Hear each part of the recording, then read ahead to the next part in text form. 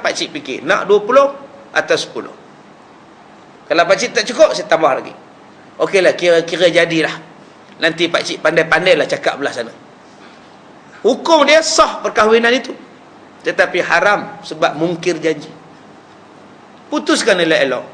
Minta maaf, pertunangan ni diputuskan sebab anak saya tak suka. Sebab apa tak suka? Tak tahulah, tanyalah dia sendiri. Saya tak boleh paksa anak dara saya.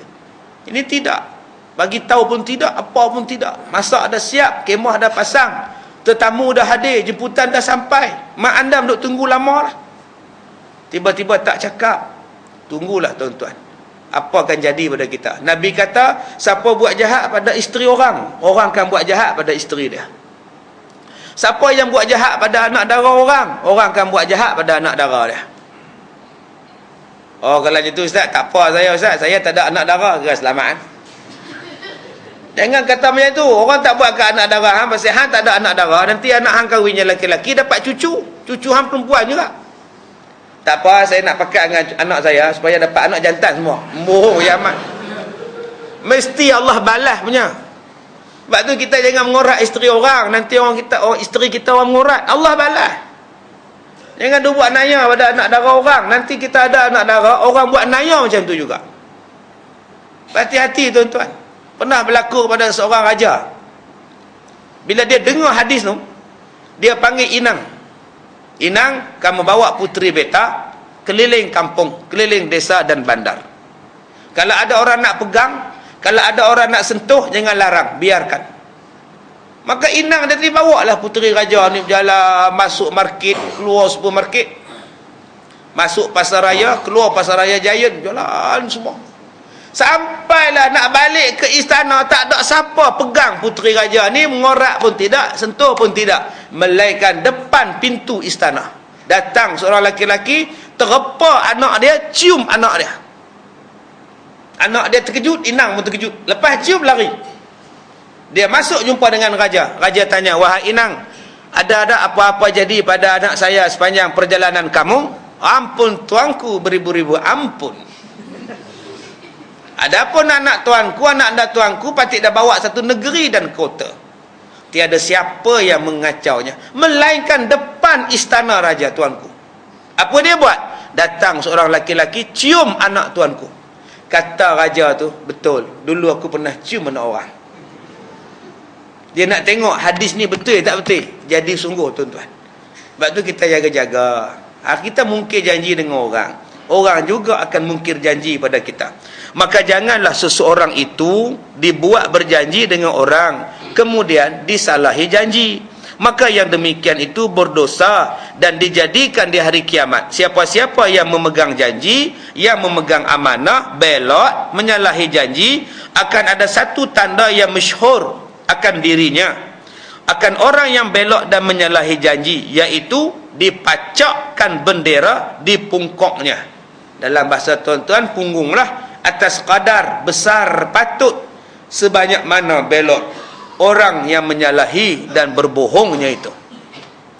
Kalau dah menghadap Allah dengan keadaan bendera di punggung, agak-agaklah tuan-tuan, nak sampai ke mana kita ni?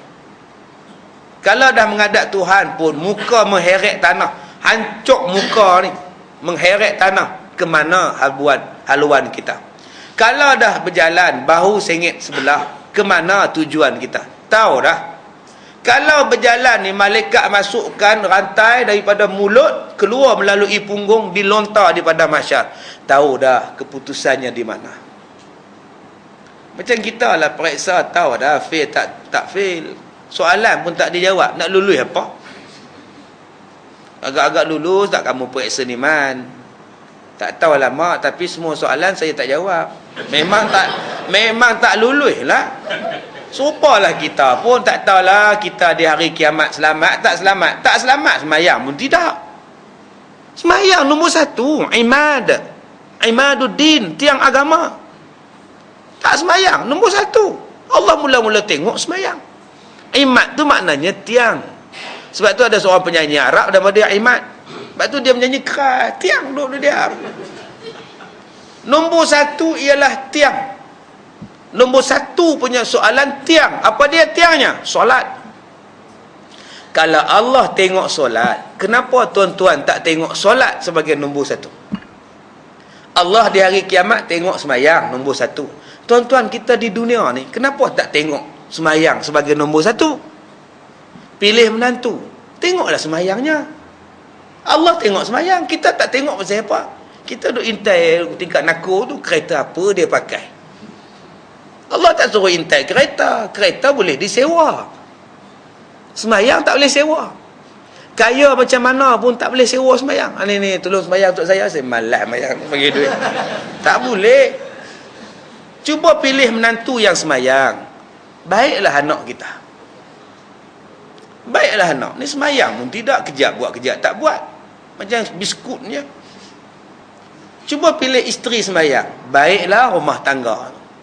Pilih suami semayang. Baiklah, bahagialah. Nombor satu semayang.